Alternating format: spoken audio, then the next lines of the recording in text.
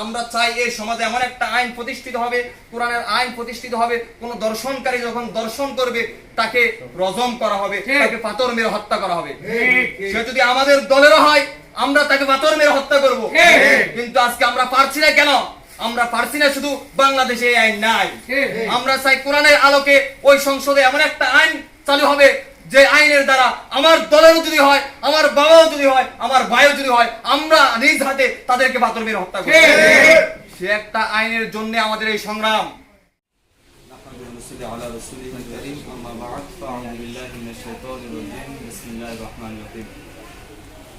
সম্মানিত উপস্থিতি, আমি ভূমিকা ছাড়াই কথা বলছি। আপনারা জানেন বাংলাদেশ জামাত ইসলামী একটি ইসলামী সংগঠন, ন্যায় এবং ইনসাফের সংগঠন। বাংলাদেশ জামাত ইসলামী এমন একটি সংগঠন যে সংগঠনটি দুর্নীতি, চাঁদাবাজি, ধর্ষণ এগুলাকে বাংলাদেশ জামাত ইসলামী প্রশ্রয় দেয় না।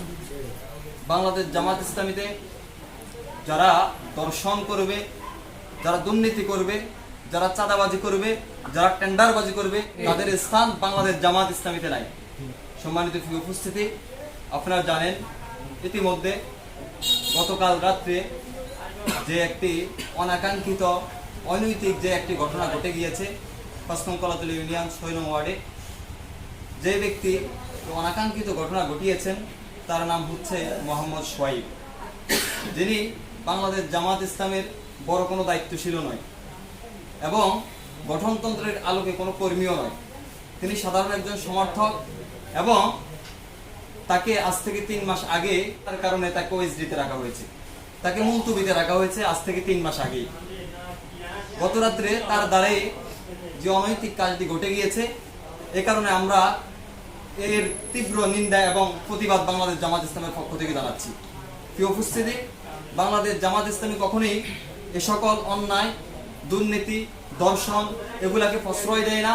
এই সংগঠনে তাদের স্থান নাই। অতএব যারাই এই সংগঠনে আসার পরও যদি এইরকম অনাকাঙ্ক্ষিত কোনো ঘটনা, অনৈতিক কোনো ঘটনা ঘটে, তাহলে জামাত ইসলামের নির্দেশনা হচ্ছে তাকে বহিষ্কার করা। ইতিমধ্যে আপনারা দেখছেন বাংলাদেশ জামাত ইসলামী ৫ নং কলাতলী ইউনিয়ন শাখার পক্ষ থেকে তাকে ইতিমধ্যে বহিষ্কার ঘোষণা করা হয়েছে। সম্মানিত প্রিয় উপস্থিতি, এই সমাজে, এই দেশে যারা এই সকল অনৈতিক কাজ করবে, জামাত ইসলামের পক্ষ থেকে তাদের জন্য কোনো ছাড় নাই। সে আমার বাবা হোক, সে আমার ভাই হোক, যে হোক, এই সংগঠনে এসে অন্যায় করবে, সংগঠন তাকে ছাড় দিবে না। অতএব আমরা তার এই অনৈতিক কাজের কারণে আমরা এর তীব্র নিন্দা এবং প্রতিবাদ বাংলাদেশ জামাত ইসলামের পক্ষ থেকে জানাই এবং তাকে ইতিমধ্যে জামাত থেকে তাকে বহিষ্কার করা হয়েছে। সর্বশেষ আমি যে কথাটি বলবো সেটি হচ্ছে, সে একজন ব্যক্তি জামাতের কোনো বড় দায়িত্বশীল নয়, জামাতের বড় কোনো কেউ নয়। অতএব সে একজন ব্যক্তি অপরাধ করেছে, এটা তার ব্যক্তির অপরাধ, আর তার পাপের বোঝা সেই বহন করতে হবে। আল্লাহ কোরআন কারীমের মধ্যে বলেছেন, যার পাপের বোঝা তাকেই বহন করতে হবে। অতএব তার পাপের বোঝা সে বহন করবে, এটা সংগঠন বহন করবে না। আজকে সংগঠন যদি তার বিরুদ্ধে কোনো অ্যাকশন না নিত, সংগঠন যদি তাকে প্রশ্রয় দিত, সংগঠন যদি তাকে বহিষ্কার না করতো, তাহলে সংগঠনের বিরুদ্ধে কথা বলা যেত। অতএব যারা এখন একজন ব্যক্তির অপরাধের কারণে সংগঠনের বিরুদ্ধে কথা বলছেন, তাদেরকে আমরা আমাদের সংগঠনের পক্ষ থেকে হুঁশিয়ারি করে দিতে চাই। তাদেরকে আমরা হুঁশিয়ারি করে বলতে চাই, কোন ব্যক্তির অপরাধকে জামাতের উপরে দায় চাপিয়ে দিবেন না। ব্যক্তির অপরাধ ব্যক্তির, এবং সেই ব্যক্তির ব্যাপারে জামাতের যা করণীয় জামাত সর্বোচ্চ করেছেন। জামাত থেকে তাকে বহিষ্কার করা হয়েছে। অতএব তার মতো একজন সাধারণ একজন সমর্থক, তাকে আরো ৩ মাস আগে যেহেতু মুলতবি ঘোষণা করা হয়েছে, সে অপরাধ করেছে, সংগঠন তাকে বহিষ্কার করেছে। অতএব যারা তারপরও এই সংগঠনের বিরুদ্ধে কথা বলেন, আমরা তাদেরকে আমাদের পক্ষ থেকে বলতে চাই, অতএব জামাত ইসলাম হচ্ছে একটি ইসলামী, পবিত্র, ন্যায় এবং ইনসাফ ভিত্তিক সংগঠন। আমরা এই সমাজে আল্লাহর জমিনে আল্লাহর দিন প্রতিষ্ঠা করতে চাই, আল্লাহর আইনকে প্রতিষ্ঠা করতে চাই। আমরা চাই এই সমাজে এমন একটা আইন প্রতিষ্ঠিত হবে, কোরআনের আইন প্রতিষ্ঠিত হবে, কোন দর্শনকারী যখন দর্শন করবে তাকে রজম করা হবে, তাকে পাথর মেরে হত্যা করা হবে। সে যদি আমাদের দলেরও হয় আমরা তাকে পাথর মেরে হত্যা করব। কিন্তু আজকে আমরা পারছি না। কেন আমরা পারছি না? শুধু বাংলাদেশে এই আইন নাই।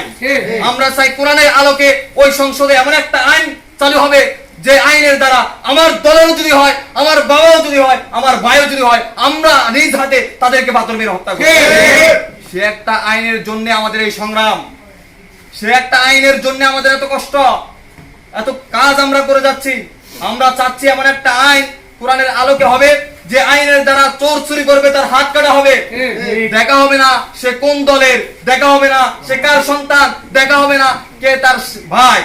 ওমর রাদিয়াল্লাহু যখন বিচার করছিলেন, তিনি তার সন্তান আবু শাহামা যখন মদ খেয়েছিল, সেই মদের বিচার সেদিন করছিলেন ছেলে হিসাবে, দেখে মাফ করে দেন নাই, ছেলে হওয়া সত্ত্বেও বাবা ওমর তার বিচার করছিলেন। ৮০টা বেত দেওয়ার আগে আবু শাহামা দুনিয়ার জমিন থেকে বিদায় হয়ে গেছেন, বাকি বেতগুলা কবরের উপরে তার দিয়েছেন, আর দিয়ে বলছেন আল্লাহ আমার দায়িত্ব আমি পালন করছি। অতএব এই সংগঠনে এসে এই সমাজের মানুষ যদি এই ধরনের অনৈতিক কাজ করে, মদ জুয়া অন্যায় অবিচার চুরি ডাকাতি টেন্ডারবাজি চাঁদাবাজি করে, তাহলে আমরাও চাই কোরআনের আলোকে ওমর রাদিয়াল্লাহুর মতো আমরা বিচার করবো ইনশাআল্লাহ। অতএব আমাদের এই সংগঠনে কোনো অপরাধীর জায়গা নাই, কোনো অপরাধীর ঠাঁই নাই, আমরা কোনো অপরাধীকে এই সংগঠনে আমরা প্রশ্রয় দিই না। অতএব আজকের এই সংবাদ সম্মেলন থেকে আমরা মোহাম্মদ সোহাইবকে বহিষ্কারের মধ্য দিয়ে আমার কথা এখানে শেষ করছি। আসসালামু আলাইকুম ওয়া রাহমাতুল্লাহ।